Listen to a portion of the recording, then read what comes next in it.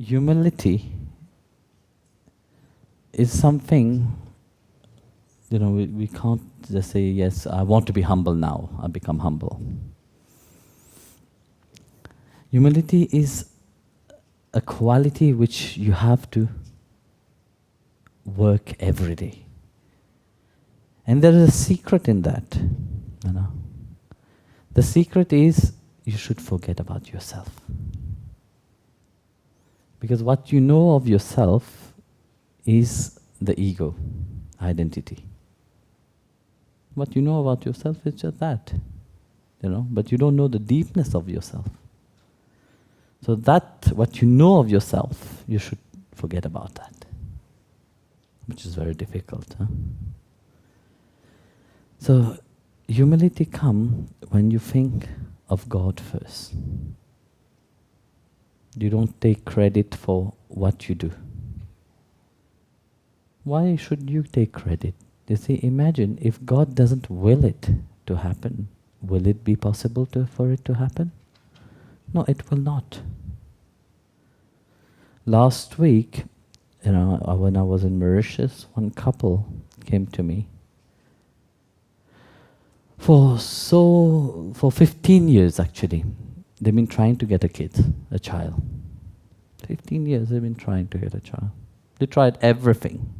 All what science can give, they have tried.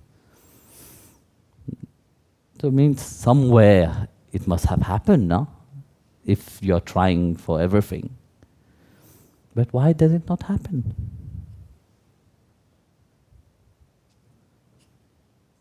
Because it is not in the hand of anybody. You see, if you have that deep inside of your mind, you will realize automatically that everything is in His hand. You may try, but it's all in the divine hand. So who is doing what? You? The Atma is a great witness. Atma and the witness is sitting together. They are not the same. That consciousness, what we talk, has nothing to do with the Atma. The consciousness is the observer. It's observing everything. The Atma, it is just there. So, understand that it is not you are the mind, it is not you are the ego, but it is Him that is doing everything. That will keep you always humble. Because whatever you do, you will not long for that credit. Because whatever you do with pride and ego, you will always expect something. And if it doesn't go the way you want, what happens? You go crazy. Nah? You become negative. You go nuts. Like you said, you lose peace of mind. This is all due to your understanding.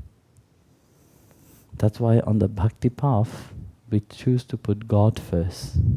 Not our ego, not our pride. Compared to other paths, the other path said, yeah, you have to put yourself first. I. No, Bhakti said, no. Forget about the I. Think of Him only.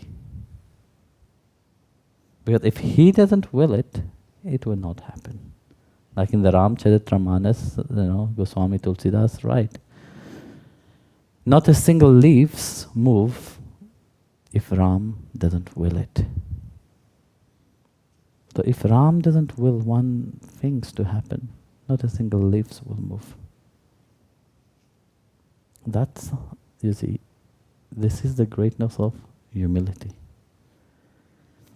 And sometimes you will see, some saints, they exhibit a craziness form of humility. They don't appear humble, they appear crazy. Can the mind understand that?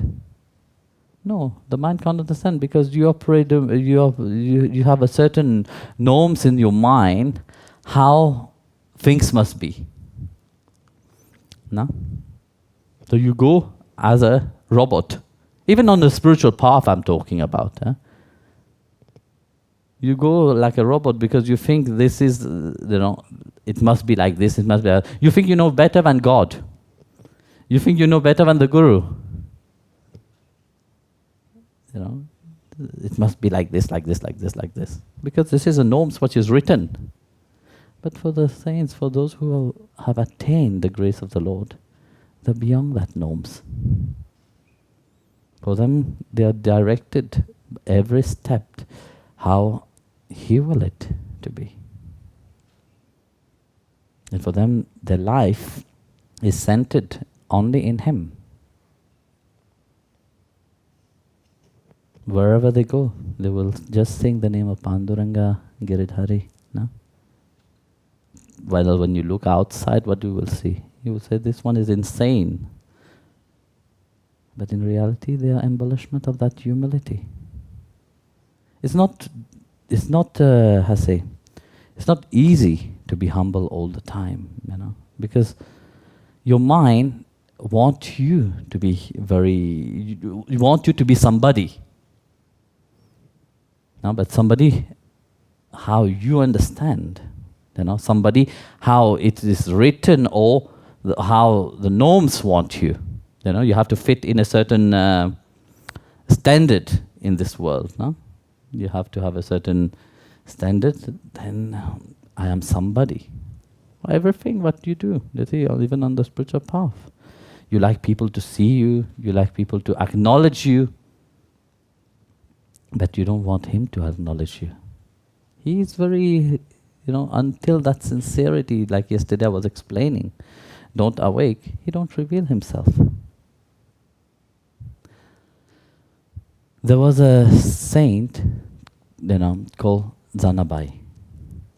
Zanabai was a disciple of Nom de Mirage from Maharashtra. She was actually the servant of Nom de Mirage. The Nom de Mirage was a great devotee of Panduranga, Krishna. So, you see, Zanabai was an illiterate. She didn't have any knowledge, scriptural knowledge, She didn't study anything. So whatever Namdev Maharaj will tell her, she will just do that. Nothing else. That was her life. Her life was centered only what Namdev Maharaj will tell her. Through that grace of Namdev Maharaj, she became well known. She started to write Abhang, which means like nowadays Twitter and I say, yeah, she writes some poem, on Panduranga. So of course, when she writes, this poem was so beautiful and so touching, but it spread around in India. There was another saint called Kabir. So when Kabir heard this, Kabir used to live in Varanasi. So when Kabir heard this poem, he said, I must have darshan of such a great personality. So you see, he said in his mind, he's thinking, it's a very decent lady, dressed nicely in orange or white, sitting and the whole day doing japam, whole day singing Vittala Vittala Panduranga on her tampura. So he travels from Varanasi to Maharashtra, to Pandharpur. So he came and he started inquire about Zanabai. So he arrived at the house of Namdev. Now they told her that she went to Krishnapur, which is just where Rukmini used to live, the place of Rukmini. So she went there. She had some work to do, so she went. So now Kabir could not resist waiting for the saint, So he started asking questions. Where is this place? So he found this place, and they said, "What? what do you want from that lady? What do you want from the people from the Nom de Mirage house? Start asking, what do you want from Zanabai? And he said, look, she writes so much nice poem. Then they told her, but she's a maid. The moment he heard inside of his mind that it is a maid, he got a shock. How come a maid can write such wonderful poetry? How can a maid express herself, her longing for God so nicely? And also, she's from a low caste. You know, there's a caste system in India. So it's but doesn't matter. He said, okay, let me go and have the darshan of that devotee. So as he approached the place, he saw two women fighting with each another. Big fight. You know how it is. When you have to fight, you are good. So them fighting. Each one was accusing each other. You know, there were, you know, in India we make, you know, we call it bread with cow dung. For heating, for lighting fire, all this, you know, very good. You should try it.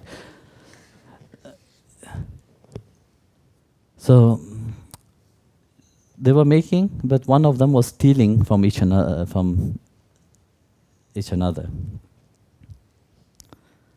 So when they saw Namdev said, "Why are you fighting like that?" Then each one started accusing, said, "No, this one is stealing from me." The other one said, "No, she is stealing from me." So, okay. After hearing the story, then he asked, "Is among you one called Zanabai?" And said, then in a very rough way, she said, "Yes, I am Zanabai. What do you want from me?" Now, so Kabir started thinking, should I answer her or not? What should I say? So he started getting scared. He said, is she really the right person that I came all this way to see or not?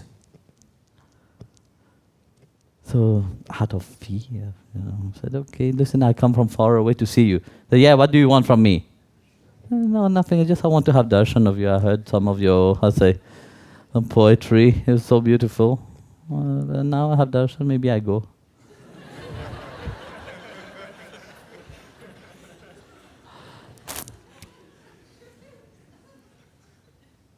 So then they said, wait. Settle our dispute first. Conflict, thank you. Settle our conflict, then you can go. I said, how can I settle your conflict? You know, the conflict is between you two. Settle it by yourself. Each one said, asked the lady. The lady said, no, she have steal from me. Asked Zanabai. I said, no, she have steal from me. So which one do you believe?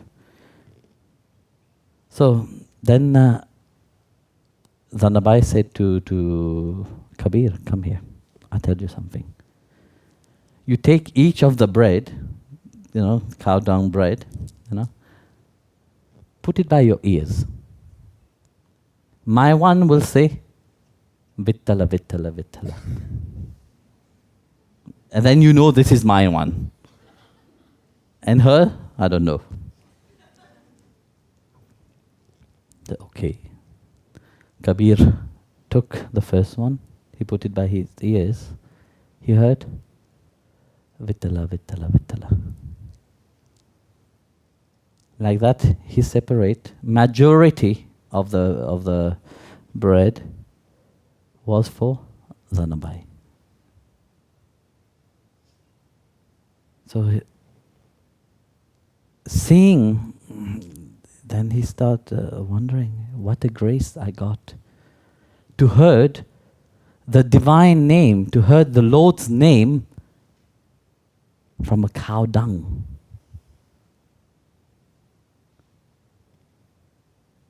You know, what grace did the Lord brought me to that place, you see, when I had so much doubt, looking at the person, I doubted, looking at the person, my mind, you know, wondering, it's wrong, you know,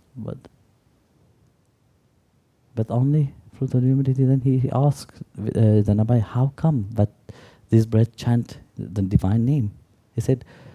She said, whenever I'm doing the bread, my mind is on Panduranga, and on my lips is always the divine name. Continuously I chant Vittala, Vittala. That's why it's all infused with Vittala. And this is such humility of Zanabai, even being in a very low caste, being a servant. Actually, we are all servant. You know, don't forget. You know, you can be proud as much as you want. You know, you can be proud of whatever you have in life. You know, but you are all servant. We are all servant here. You know, life is, if you understand the secret of life itself. You know, the secret of life is to serve. You know, and to serve the ultimate. You know, not to serve everything, but serve the Supreme. You have to serve Him with love and devotion, no matter what you do.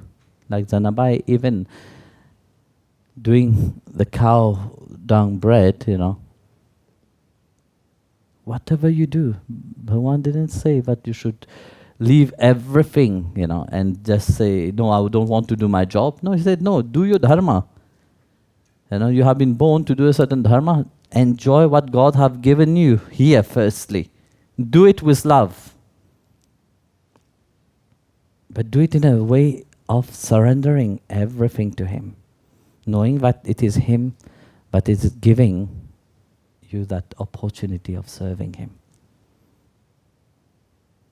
And each time, if He gave you that opportunity of serving Him, then, and if you remind yourself of that, you will get closer and closer to Him. And you will get humble and more humble each day. Because in each day you will forget about yourself, you will think more of Him.